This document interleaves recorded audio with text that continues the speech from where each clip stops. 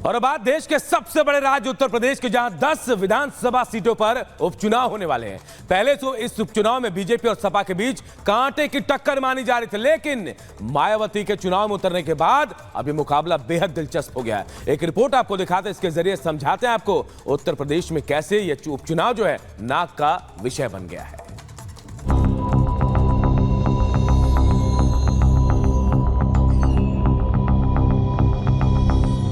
उत्तर प्रदेश में विधानसभा के 10 सीटों पर उपचुनाव होने हैं। इस उपचुनाव में बीजेपी और सपा के बीच कांटे की टक्कर मानी जा रही थी, लेकिन बसपा सुप्रीमो मायावती ने उपचुनाव में उतरने का फैसला ले लिया है।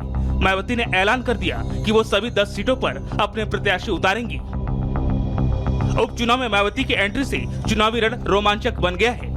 पिछड़ों के वोट बैंक पर मायावती की खासी पकड़ है। ऐसे में माना जा रहा है कि मायावती 10 विधानसभा सीटों पर सबसे ज्यादा अखिलेश की पीडीएफ फॉर्मूले पर चोट करने वाली हैं। बसपा सुप्रीमो मायावती ने सभी सीटों पर उम्मीदवार उतारने के साथ ही मजबूती से चुनाव लड़ने की बात कही। बसपा कार्यालय में पूर्व मुख्यमंत्री मायावती ने सभी वरिष्ठ पदाधिकारियों, जिला अध्यक्षों समेत अन्य पदाधिकारियों के साथ महत्वपूर्ण बैठक की, जिसमें बसपा सुप्रीमो ने यूपी की 10 विधानसभा सीटों पर होने वाले उपचुनाव में पार्टी के बेहतर रिजल्ट को लेकर जमीनी तैयारियों की समीक्षा की। तैयारी करके 10 की 10 सीटों को जीतना, बस ऐलान जब होगा तो आप लोग मालूम हो जाएगा। अभी नाम ऐलान मैंने बोल दिया कि परिवार दल अलायंस उनका है। पीडीए के लिए कहाँ वो काम करते? अगर पीडीए के लिए काम करते तो आज जो है उनके कांग्रेस के और समाजवादी के नेताओं के मुंह बंद हो गए हैं। खाली अकेली मान्य बहन जी हैं जो SC/ST का आरक्षण के लड़ रही है। लोग कहाँ है संविधान दिखाने वाले लोग? पिछले कुछ सालों में उत्तर प्रदेश में बसपा की राजनीतिक जमीन कमजोर पड़ी है। मायावती और उनकी पार्टी सबसे मुश्किल दौर से गुजर रही है। लोकसभा में बसपा का एक भी सांसद नहीं है। पिछले 10 सालों में ये दूसरी बार हुआ कि लोकसभा में मायावती एक भी MP नहीं पहुंचा पाई। 2014 के लोकसभा चुनाव में भी बसपा का एक भी उम्मीदवार नहीं जीता था। मायावती 4 बार यूपी के मुख्यमंत्री रह चुकी हैं। यूपी में 2007 में बहुमत की सरकार बना चुकी है, लेकिन अब विधानसभा में बीएसपी का सिर्फ एक विधायक है। ऐसे में उपचुनाव में प्रत्याशी उतारना मायावती की जरूरत और मजबूरी दोनों बन गई है। मायावती को किसी जमाने में दलितों का मुखिया माना जाता था, लेकिन अब वो दलित भारतीय समाज पार्टी अपना दल और निषाद पार्टी में बढ़ गया है। लोकसभा चुनाव में यूपी में बसपा का वोट शेयर घटकर 9.38% रह गया। मुस्लिम वोट बैंक भी अब मायावती के साथ नहीं रहा। 2024 में लोकसभा चुनाव में बसपा को 44% जाटा वोट और 15% गैर जाटा वोट मिला। सूत्रों की माने तो बसपा ने 3 सीटों पर अपने उम्मीदवार भी तय करने के संकेत भी दे दिए हैं। फूलपुर विधानसभा सीट से शिव बरहन पासी को टिकट मिल सकता है। मिर्जापुर की मंझवा विधानसभा सीट से दीपू तिवारी के नाम पर मुहर लग सकती है। वहीं अंबेडकर नगर की कटहरी से पवन पांडे के बेटे प्रतीक पांडे को उम्मीदवार बनाए जाने की चर्चा है। वहीं बची हुई 7 सीटों पर प्रत्याशियों के नामों का ऐलान जल्द हो सकता है।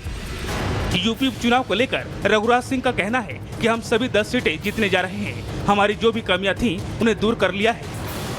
हम 10 की 10 सीट जीतेंगे, भारी बहुमत से जीतेंगे। सुबह का भूला शाम को लौट के आए तो भूला नहीं कहा जाता। कुछ हमारी कमियां थी और इस कारण हम लोग कुछ सीटें हम लूज किए हैं, लेकिन हम लोगों ने उस कमियों को दूर किया है।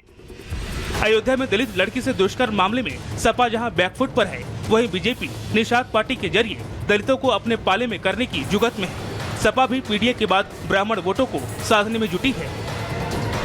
जिस दिन से चुनाव की सुगबुगाहट चालू होती है या कोई सीट खाली होती है, उसी दिन से पार्टी हमारी काम में कार्यकर्ता हमारे उस संगठन के काम में या चुनाव जीतने के लिए लग जाते हैं।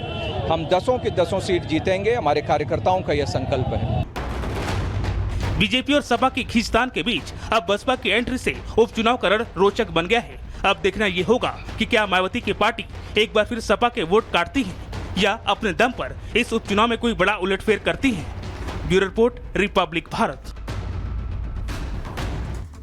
और बात पेरिस की करते हैं। पेरिस में भव्य समारोह के साथ ओलंपिक का समापन हो गया, लेकिन ठीक ओलंपिक के समापन से पहले एक शख्स जो है पेरिस के एफिल टावर में चढ़ गया। हालांकि पुलिस ने उसे गिरफ्तार कर लिया और फिलहाल पेरिस के एफिल टावर में विजिटर्स को बैन कर दिया गया है। रिपोर्ट आप सबको दिखाते हैं।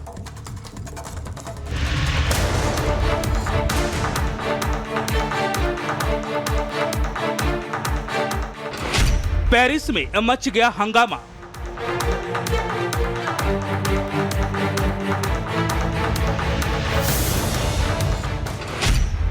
एफिल टावर पर चढ़ा युवक।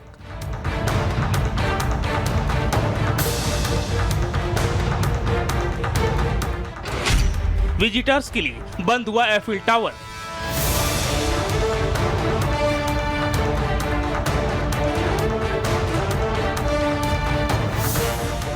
पेरिस में चल रहे ओलंपिक की क्लोजिंग सेरेमनी से पहले हंगामा मच गया। समापन समारोह के कुछ घंटे पहले ही पेरिस के ऐतिहासिक एफिल टावर पर एक युवक ने चढ़ने की कोशिश की। युवक के एफिल टावर पर चढ़ते हुए देखे जाने के बाद हंगामा मच गया। सुरक्षा कारणों को देखते हुए एफिल टावर को विजिटर्स के लिए बंद कर दिया गया और टावर को आनन फानन में खाली करा लिया गया। हालांकि ये साफ नहीं हो पाया कि युवक ने अपनी चढ़ाई कहां से शुरू की थी, लेकिन उसे एफिल टावर के दूसरे हिस्से की सजावट के लिए लगाई गई ओलंपिक रिंग्स के ठीक ऊपर, ब्यूइंग डेक के ठीक ऊपर देखा गया। एफिल टावर को अचानक बंद करना पड़ गया। वजह ना तो कोई अलर्ट था और ना ही खराब मौसम, बल्कि इस स्मारक पर चढ़ा युवक था। ये सिरफिरा शख्स एफिल टावर पर चढ़ने की कोशिश कर रहा था। ये व्यक्ति कौन था, इसकी पहचान नहीं हो पाई। इसे फिलहाल गिरफ्तार कर लिया गया है।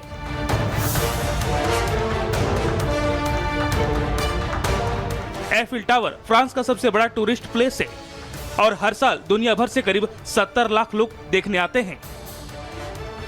पेरिस ओलंपिक का समापन समारोह आज देर रात शुरू होगा। भारत के लिए पेरिस ओलंपिक मिले जुले नतीजे लेकर आया। भारत ने 6 पदक जरूर जीते, लेकिन इनमें 5 कांस्य और 1 रजत शामिल है। Bureau report, Republic Bharat. और इधर देखिए, पाकिस्तान ने जेवलिन थ्रो में गोल्ड मेडल जीता तो बड़बोलापन नेताओं का शुरू हो गया। यहां 40 साल बाद पाकिस्तान ने यह मेडल जीता, गोल्ड मेडल। उसके बाद नेताओं ने बड़े बड़े बयान देने शुरू कर दिए। बिलावल भुट्टो ने तो यहां तक कह दिया कि अगर सहयोग मिला फुटबॉल में तो पाकिस्तान फुटबॉल का गोल्ड मेडल भी जीत सकता है। रिपोर्ट आप सबको दिखाते हैं।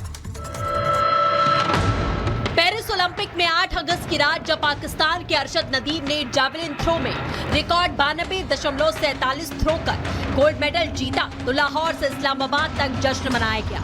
जश्न होना भी चाहिए, क्योंकि पड़ोसी देश पाकिस्तान ने 40 साल के बाद ओलंपिक में गोल्ड मेडल जीता है। लेकिन 40 सालों में एक मेडल जीतने के बाद पाकिस्तानी नेताओं का बड़बोलापन अब सारी हदें पार कर रहा है। अरशद नदीम के गोल्ड जीतने के बाद पाकिस्तानी नेताओं ने मुंगेरी लाल के हसीन सपने देखने शुरू कर दिए। पाकिस्तान के नेता बड़बोलेपन का प्रदर्शन कर रहे हैं। पाकिस्तान के बिलावल भुट्टो ने ऐसा बयान दिया जिससे दुनिया में पाकिस्तान का मजाक उड़ रहा है। पाकिस्तान पीपल्स पार्टी के नेता बिलावल भुट्टो ने असेंबली में बात करते हुए कहा कि अगर खिलाड़ियों को सहयोग दिया जाए तो पाकिस्तान फुटबॉल विश्व कप जीत सकता है। भुट्टो के इस बयान के बाद उनका मजाक तो उड़ ही रहा है, साथ ही पाकिस्तान को सोशल मीडिया पर ट्रोल किया जा रहा है।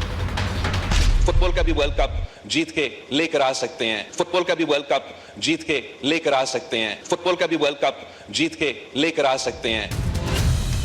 सुना आपने कैसे गोल्ड मेडल आने के बाद पाकिस्तानी नेताओं के तेवर बदल गए हैं। आटे दाल के लिए अपनी आवाम को तरसाने वाला पाकिस्तान फीफा जीतने की बात कर रहा है।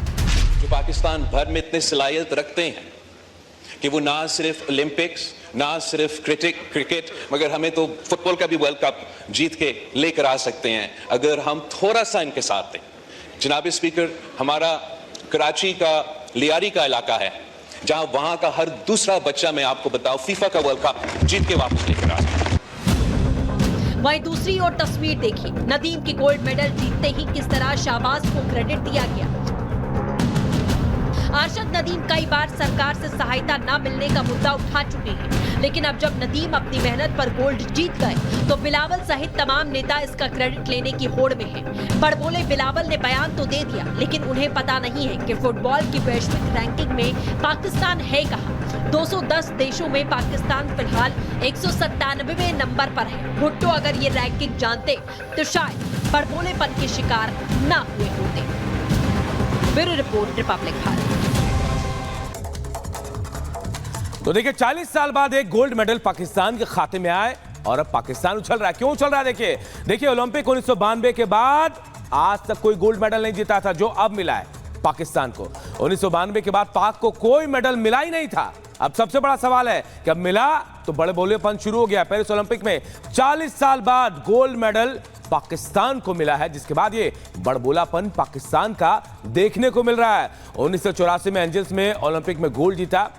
उसके बाद अब देखिए फीफा में गोल्ड मेडल जीतने का सपना पाकिस्तान देख रहा है। सिर्फ एक गोल्ड मेडल जो पेरिस ओलंपिक में आया, उसके बाद यह सपना पाकिस्तान देख रहा है और अब कई जगह तो मजाक भी पाकिस्तान का उड़ाया जा रहा है। देखिए कैसे अरशद नदीम के जीत के बाद पाकिस्तान बड़बोलापन दिखा रहा है अपना। पाकिस्तान के नेता बड़ी बड़ी बातें कर रहे हैं। ओलंपिक में पहले खिलाड़ी बने हैं नदीम, जिन्होंने भाला फेंकने में गोल्ड मेडल जीता है और पाकिस्तान का नाम जरूर ऊंचा किया, लेकिन अब इसके जरिए अब पाकिस्तान बड़े बड़े सपने देख रहा है और सपना भी ऐसा जो पूरा नहीं हो सकता है। इसीलिए हम कह रहे हैं कि पाकिस्तान उछल रहा है। देखिए पाकिस्तान सरकार जो है, जो बड़ी बात अभी कह रहा है, एक नया भाला नहीं दे पा रही थी नदीम को। नदीम ने बाकायदा कहा था कि उसे एक नया भाला की जरूरत है, लेकिन नदीम को भाला नहीं मिला था। नदीम को क्राउड फंड की मदद की जरूरत पड़ गई थी। ये वही पाकिस्तान है जो अब ये कह रहा है कि अगर सहयोग की जरूरत पड़ी तो हम फीफा वर्ल्ड कप भी जीत सकते हैं, लेकिन नदीम को एक भाला खरीद कर यह पाकिस्तान नहीं दे पाया था। चलिए बढ़ते हैं अगली खबर की ओर। बात हम करते हैं रूस की। रूस पर हमले का रूस ने बदला ले लिया। मैच 24 घंटे में यह बदला हुआ है। यूक्रेन ने रूस सीमा में घुसकर कुर्स्क के कई इलाकों पर कब्जा कर लिया, जिसे लेकर रूसी सेना ने जबरदस्त एयर स्ट्राइक की। रूस के हमले में दक्षिणी यूक्रेन के शहर में 7 लोगों की मौत हो गई। एक रिपोर्ट के जरिए पूरी तस्वीर, पूरी कहानी आपको बताते हैं।